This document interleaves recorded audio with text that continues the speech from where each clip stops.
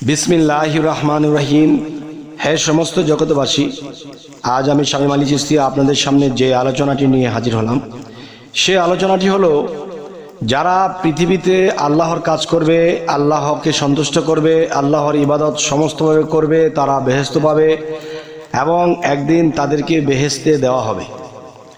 তো এখন আজকের কথা হলো, আপনারা যেটা থাম্বনেইলে পেয়েছেন যে সেই বেহেশত থেকে আল্লাহ ট্রান্সফার করবে তাদেরকে।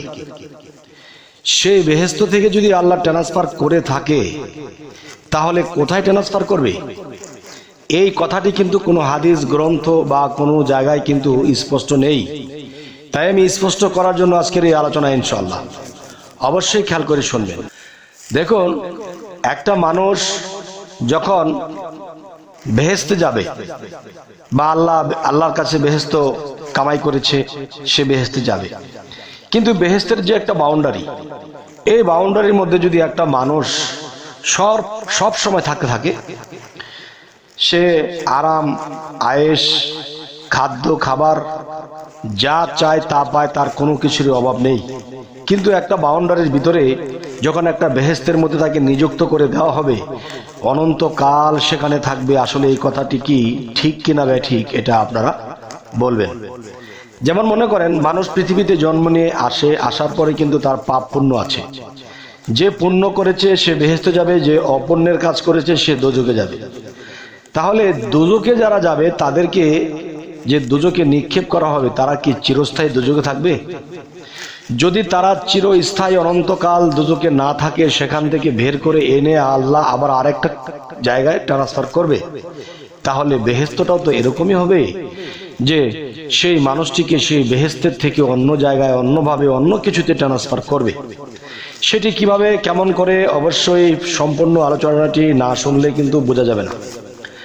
দেখেন, মানুষ পৃথিবীতে পাপ পুণ্য করেছে, ভালো কথা, তাই পাপ পুণ্যের হিসেবে সে যার যেটা পাওনা সেটা পেয়ে গেছে। কিন্তু দেখেন, আল্লাহ যখন সমস্ত রুহকে বা সমস্ত আত্মাকে একই সাথে একই সমানে সৃষ্টি করেছে, আর সেই সমস্ত আত্মা বা রুহদেরকে যখন একই সমানে সৃষ্টি করা হয়েছে, তখন কিন্তু তাদেরকে রাখা হয়েছে কই?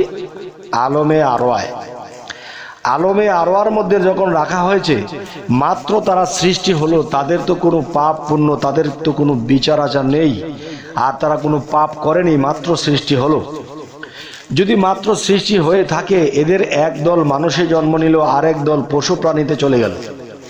কারণ এই পৃথিবীটা তো সম্পূর্ণই ফাঁকা ছিল, কোনো প্রাণী জগৎ ছিল না, 18,000 মাখলুকাত ছিল না।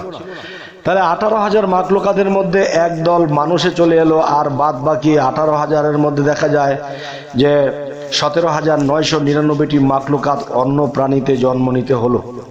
তাহলে আল্লাহ তো বলেছে, আমি অবিচার করি না, ব্যভিচার করি না, আমি কিন্তু সুবিচার করি এবং সবাইকে সমান চোখে দেখি।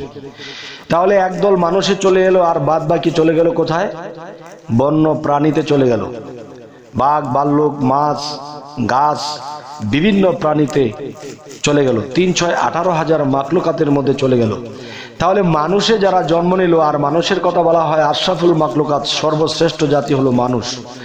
তাহলে এই যত আত্মা বা রুহদেরকে সৃষ্টি করা হয়েছিল, সমস্তই কিন্তু সমানে সৃষ্টি হয়েছে, তাদের কোনো পাপ পুণ্য ছিল না। আর তাদের কি পাপ পুণ্য ছিল যে একদল মানুষে চলে এলো, আরেক দল বন্য প্রাণীতে বা 18,000 মাখলুকাতে চলে গেল? এর কারণ কি? আচ্ছা, যদি সেখানে আল্লাহ কোনো বিচার করে থাকে, কোন বিচারে তাদেরকে 18,000-এর মধ্যে 17,999টা মাখলুকাতে পাঠিয়ে দিল, আর একদল মানুষে এসে গেল? এটা কোন বিচারে? এটা কিন্তু আমি আপনাদের কাছে জানতে চাইব, এবং আপনারা কিন্তু অবশ্যই কমেন্টে বলবেন। গেল এই কথাটি। আরো একটি কথা হলো যে মানুষ যখন বেহেশতে যাবে, বেহেশতে সে কতদিনের জন্য স্থায়ী, এবং যদি কোনো মানুষ দোজখে যায়, দোজখে তার জন্য কতদিন পর্যন্ত তার স্থায়ী। তাহলে বোঝা গেল যে প্রত্যেকটা জিনিসের মেয়াদ আছে, প্রত্যেকটা জিনিসেরই কিন্তু হিসেব আছে। আমাদের দেশে যদি কোনো প্রধানমন্ত্রী যখন ভোটে পাশ করে তখন কিন্তু তার 5 বছর পরে আবার ভোট হবে, আবার কিন্তু চেঞ্জ হবে। সবটা জিনিসের মেয়াদ থাকে। তাহলে আল্লাহ বেহেশতের কোনো মেয়াদ রাখেনি, আল্লাহ দোজখের কোনো মেয়াদ রাখেনি। আর আল্লাহ তো অবিচারক নয় যে আলমে আরওয়ার মধ্যে যেই আত্মাদেরকে রাখা হয়েছিল, যে 17,999টা মাখলুকাত চলে গেল অন্য প্রাণীতে, আর আশরাফুল মাখলুকাত মানুষের মধ্যে চলে এলো সেই এক, আর বাদ বাকি চলে গেল।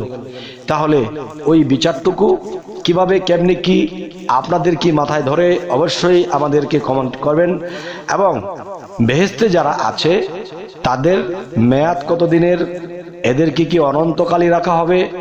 আর যদি বলেন যে না মেয়াদ আছে, তাহলে মেয়াদ থাকলে সে মেয়াদটা কি? এবং দোজখের যে একটা মেয়াদ আছে সেই মেয়াদটা কি, সেটি অবশ্যই অবশ্যই আমি বলার চেষ্টা করব, আর বাকিটা আপনারা বলবেন ইনশাআল্লাহ। জ্ঞানী লোক পৃথিবীতে বহু আছে, অবশ্যই এই কথার জবাব দেওয়ার মতো লোক আছে, অবশ্যই কমেন্টে লিখবেন। তাই এখন আমি বাকি যে কথাটি বলবো সেটি হলো, দেখুন কেউ কেউ দেখা যায় এক এক ধরনের চিন্তা ভাবনা, এক এক ধরনের বিষয় কারো ভিতরে কাজ করে। তো আমি বলবো যেটা সেটা দেখেন, যে বেহেশতে যারা যাবে তারা কিন্তু স্থায়ী নয়, এবং দোজখে যারা যাবে সেখানেও তারা কিন্তু স্থায়ী নয়, অবশ্যই অবশ্যই ট্রান্সফার হবে।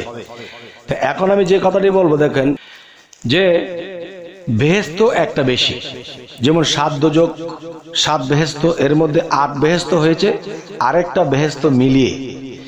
যে আরেকটা বেহেশত কি, সেটা হলো সাদ্দাদের বেহেশত। আর সেই সাদ্দাতের বেহেশতটি কোথায়? দুনিয়ায় অবস্থিত। আর দুনিয়ায় অবস্থিত যে বেহেশতটি, সে সাদ্দাত কিন্তু বেহেশত তৈরি করা হয়েছিল, কিন্তু সেই বেহেশতে সে প্রবেশ করতে পারেনি, আগেই তার প্রাণ চলে গেছে।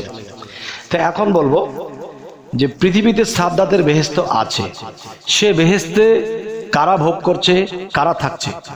এই সাদ্দাতের বেহেশতের মধ্যে আছে, দেখা গেছে যে সাদ্দাত কিন্তু দুর্নীতি ছিল। সাদ্দাতের কিন্তু সে আল্লাহর সাথে টেক্কা দিয়ে সে বলতেছে যে আমি নিজে বেহেশত তৈরি করবো, আমি সেই বেহেশতে থাকবো। আর সেই বেহেশতটা দুনিয়ায় আছে, এবং সেই বেহেশতের মধ্যে কারা বসবাস করছে?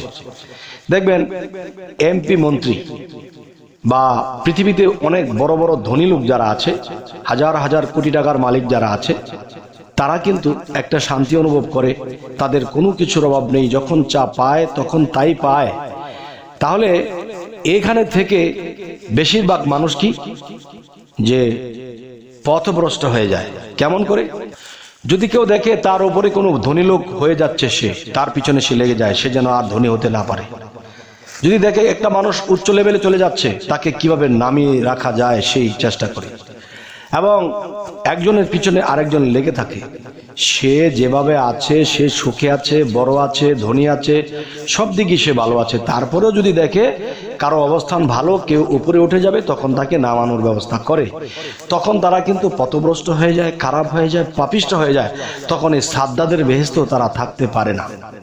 তো সাদ্দাতের বেহেশত এই পৃথিবীতে যারা অনেক উচ্চ মার্গের ধনী লোক, মন্ত্রী মিনিস্টার, এবং দেখা গেছে যে যারা এমপি, যারা বড় বড় পদে আছে, তারা যা চায় তা পায়, এবং যা খুশি মনে তাই করতে পারে। তো দেখবেন যে তারা কিন্তু বেশি দিন টিকতে পারে না। কেন?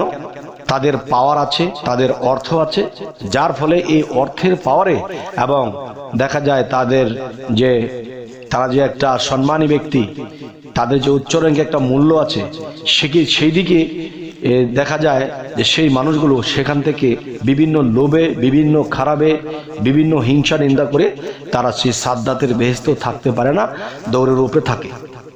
যেমন বর্তমানে বাংলাদেশের যে অবস্থা, যারা কোটি কোটি টাকা যারা কামাই করছে, যারা অনেক উচ্চ লেভেলে চলে গেছে, তাদের মধ্যে বেশিরভাগই দেখবেন যে তাদেরকে উদাও বাড়িঘর ছেড়ে চলে গেছে। কারণ কখন কি হয় না জানি কি। যাই হোক, সেখানে যাব না হে সমস্ত জগতবাসী।